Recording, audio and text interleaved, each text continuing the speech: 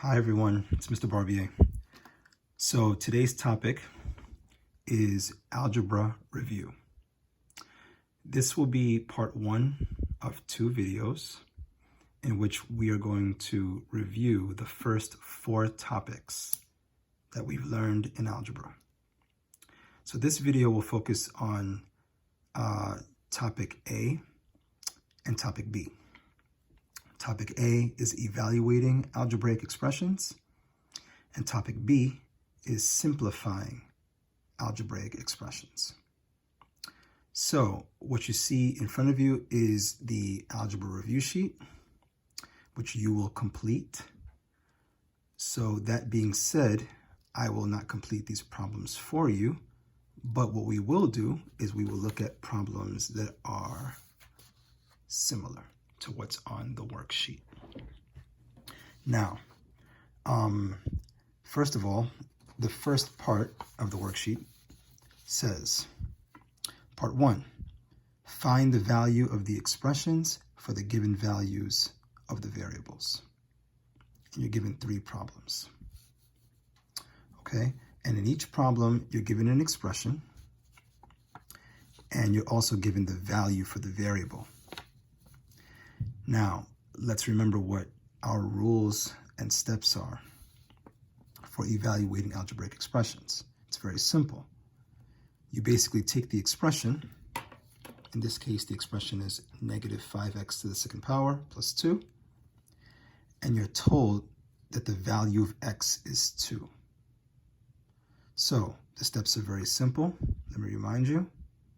We first substitute or plug in the given value for the variable in parentheses, and then we evaluate the expression using order of operations. Okay, let's do that with this problem here. All right, so we have negative 4x squared plus 6x when x equals negative 3. Let's do it. I'm going to rewrite the expression. So let me use a pencil because I'd like all of you to also use pencil, right? Remember, pencils are best for math because you have an eraser. So we're going to write negative 4. Let me just skip a space so we can see this a little bit easier. And then instead of x, I'm told that x equals negative 3. So I take my value for the variable and I substitute that value wherever I see x in the expression, and I put parentheses around it. Okay, it's that simple, right? So I keep the negative 4, and instead of x, I'm going to write negative 3 in parentheses. Another very important point is you see the exponent 2. Do not put the exponent inside the parentheses. You must put it outside. Always outside the parentheses, never inside the parentheses. Okay? Drop the addition sign, or addition operation, I should say, and drop the 6. That is step 1, okay? Rewrite the expression, but substitute or plug in the value for x with parentheses around it. And again, you're always given the value for x with this particular topic, evaluating algebraic expressions. Now what do? We follow the steps for Pemdas, order of operations. And ladies and gentlemen, what I always say is, until you master order of operations, you should have your steps written on the side. So let's write our steps. Step 1, parentheses. Step 2, exponents and roots. Step 3, multiplication and division, going from left to right. And step 4 is addition and subtraction, again going from left to right, depending on which operation appears first on the left-hand side of the expression, right? Okay, let's follow our steps and let's evaluate this expression. So step one is parentheses, but I only have one number sitting alone in the parentheses. Therefore, there is no step one. Step two is exponents and roots. Look at the expression. Do you see an exponent or a root? The answer is yes. We see an exponent right there. Therefore, I must evaluate -3 to the second power first. Okay? Now, what I always say is, when in doubt, write it out. So on the side of the problem, I'm going to write -3 with parentheses around it to the second power equals, write this out. Let's remember there are parentheses around the -3, which means that when I write it out, I keep the parentheses and I keep the negative each time I write the 3. Okay?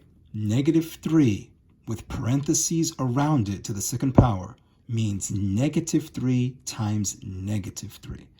Okay? Very important difference between this and -3 with no parentheses around it to the second power. Two different things. Don't forget that. What is -3 times -3? Well, a negative times a negative is a positive, and 3 times 3 is 9, so that gives me +9. Let's go back to this expression. Now that I have my answer, I'm going to put +9 right here. But because I have the -4 to still bring down, I don't want -49. So I keep the 9 in parentheses because there's a -4 outside the parentheses. Don't forget to bring down the +6. Okay, are we done with step 2? Yes, because there are no more exponents or roots in the expression. So I can cross that out. Now I have multiplication and division going from left to right in the expression. So -4 touching 9, that means multiplication. This is an addition operation. According to Pemdas, multiplication is step 3, addition is step 4. Therefore, I multiply next. A negative times a positive gives me a negative. The signs are different. 4 times 9, 36. Drop the plus, drop the 6. And now I have only one more operation left. Ladies and gentlemen, it's very simple. I use money and debt once again. Negative means you owe. Positive means you have. You owe someone $36, but you only have $6 to give them. You give them the $6 you have, and guess what? You still owe money, don't you? Because you don't have enough money to pay your debt. How much do you owe? You owe $30, and because you owe, it's a -30. Okay? Fantastic. Let's move on to problem number 2. Now, problem number 2 gives me an expression, and it tells me that the variable n is equal to -1/3. Now, the reason why I put this problem here is because students always tell me, Mr. Barbier, fractions and me, we don't get along. I hear that all the time. Guess what? I hear you, but we have to learn how to do math with fractions, okay? And they're not that scary once you try and you give it some practice. So let's do it, all right? Once again, let me remember what my steps are. So step 1, parentheses. Step 2, exponents and roots. Step 3 is multiplication and division going from left to right. And step 4 is addition and subtraction also going from left to right. Okay, I've got my steps. Let's do it. Let me keep the 12, bring it down. Do not rewrite the variable because we're given the value for the variable. The value for the variable is -1/3. So I'm going to put, again, open parentheses, negative 1/3 inside the parentheses, close the parentheses, minus 5. Okay? That's the easy part. Just plug in. Now, let's use order of operations. Step 1, parentheses. Again, negative 1/3 stands alone in the parentheses. There's nothing for me to solve within the parentheses, so I do not have a step 1. Step 2, exponents and roots. Do you see any exponents or roots in this expression? Nope. Cross it out. Step 3, multiplication, division. These two are touching each other. That means multiply. This is a subtraction operation. So subtraction is not until step 4. So right now, all I'm worried about, all I'm looking at is 12 times negative 1/3. Now I know what some of you are thinking, Mr. Barbier, I don't know how to multiply fractions. Yes, you do. Okay, let me remind you, it's very simple. I want to multiply 12 times negative 1/3. Anytime you multiply a whole number and a fraction, you make the whole number into a fraction. How? I'm waiting for you to tell me. That's right, you put the whole number over 1. Very, very, very, very good. Don't forget that. Okay, now guess what? I don't want to keep the parentheses anymore. I want to make my life a little bit easier. So I could put a little multiplication x. I could use a dot if I want. If you prefer the dot instead of the times symbol, no problem. They both mean the same thing. They both mean multiply. And just drop the negative 1/3. Now, one more thing too. You see that negative? I'm going to move the negative to the top where the 1 is. Okay? Because I know that with negative fractions, I can bring the negative to the top, keep it in the middle, or drop it to the bottom. Okay? I can put it anywhere I want, top, middle, or bottom. But when I'm doing the math, it's best to put it someplace. Don't just keep it in the middle. So generally speaking, we like to put the negative at the numerator on top. Okay? Now, I have two choices here, don't I? I know some of you know this very well. You know that we can cross cancel, also known as cross simplify, right? And if you look at 12 and 3, you say to yourself, wait a minute, 12 and 3, they have a common factor. I can divide both of them by 3.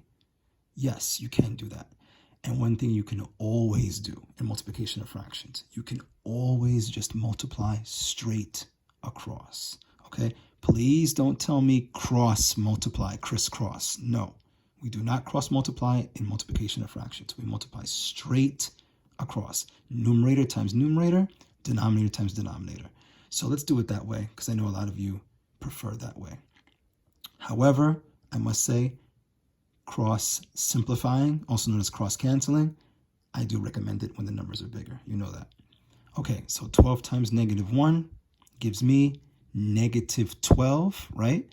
So let's do it. Let's see. Let's do it like this. So draw another V. 12 times negative 1 is negative 12. Keep the fraction line. 1 times 3 is 3. Okay? Bring down the minus. Bring down the 5. Don't forget that. As a matter of fact, I can also write it here too. Okay?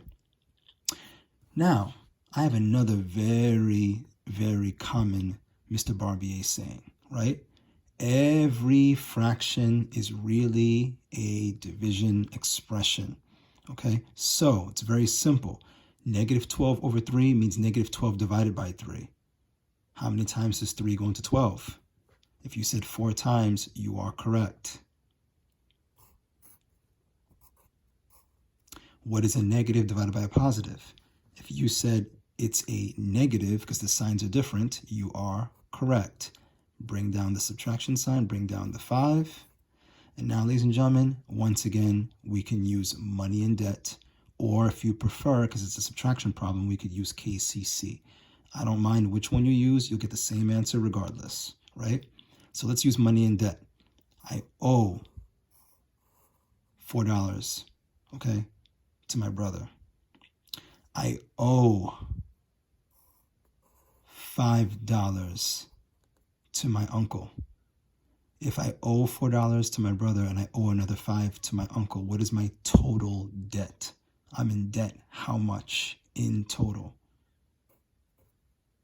If you said -9, you are correct. Okay, ladies and gentlemen, it's that simple. So when you do, going back to the worksheet, when you do problems 1, 2, and 3, do exactly what we just did. Okay, now some of you are looking at number 2 and you're saying, Mr. B, wait a minute, you didn't do a problem like that. That looks hard. It's not.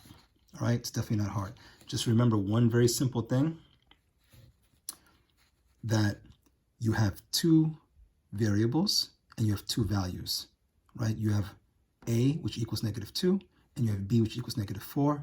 Simply rewrite the expression 3B over A, but instead of writing B, you put -4 in parentheses next to the 3. So 3 parentheses -4, close the parentheses.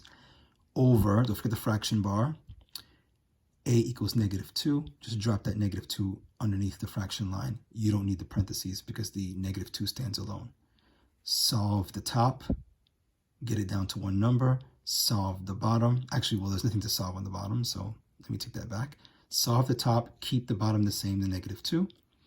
And now you have a number on top over -2, which means that number divided by -2, and 1, 2, 3, you get your answer. Very simple. Okay, so folks, that is part 1 reviewed, okay? You are going to do number 1, number 2, and number 3 on your own, all right, with work shown. Let's look at part 2. Part 2 says, simplify the following algebraic expressions, okay? So now we're not given the value for x. We're just given an expression and we're told to simplify it. In other words, make it smaller, right? You're doing 4 and 5 on your own, but we are going to do these 2 practice problems. All right? So let's look at this. I have 2 outside of parentheses and a binomial expression inside, right? 2-term expression on the inside. It's called a binomial. And then I have a subtraction sign, and again, another set of parentheses with 8x minus 3 on the inside. How do I do this? Very simple. I do something called the what?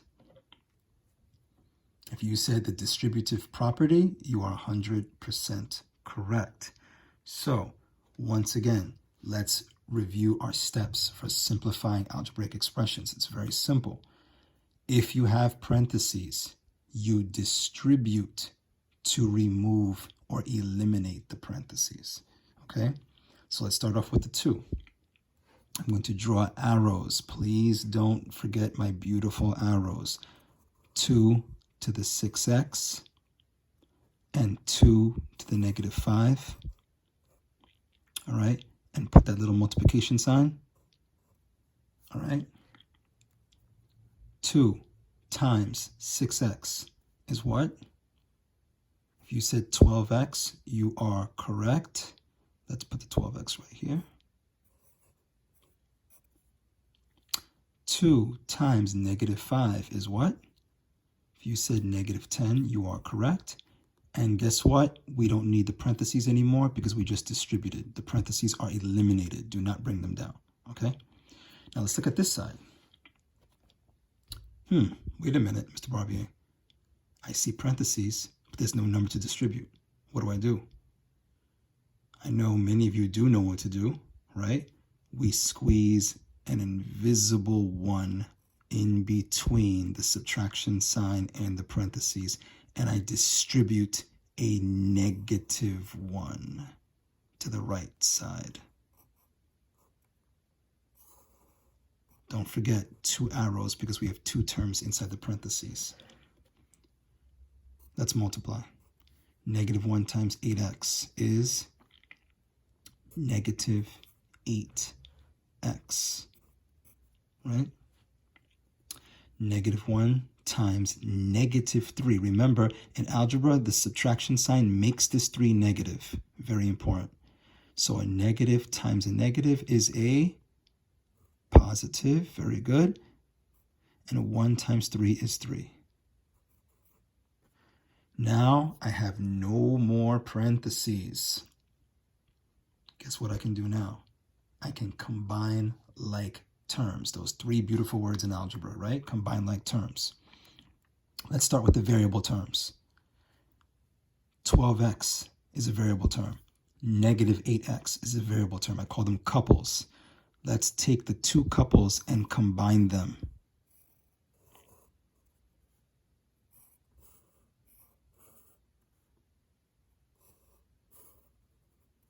Let's use money and debt.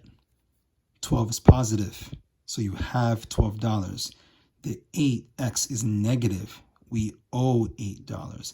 If I have $12 and I owe someone 8, I pay them the 8 that I owe, and I'm still left with what in my pocket? $4, yes, and don't forget to keep the variable x because you're combining variable terms. Okay, when we combine variable terms, we keep the variable. Now, we have 2 constants to combine, right? Negative 10 and positive 3. They are constants because they do not have a variable assigned to them. So I'm going to use a different shape. Let's use a circle.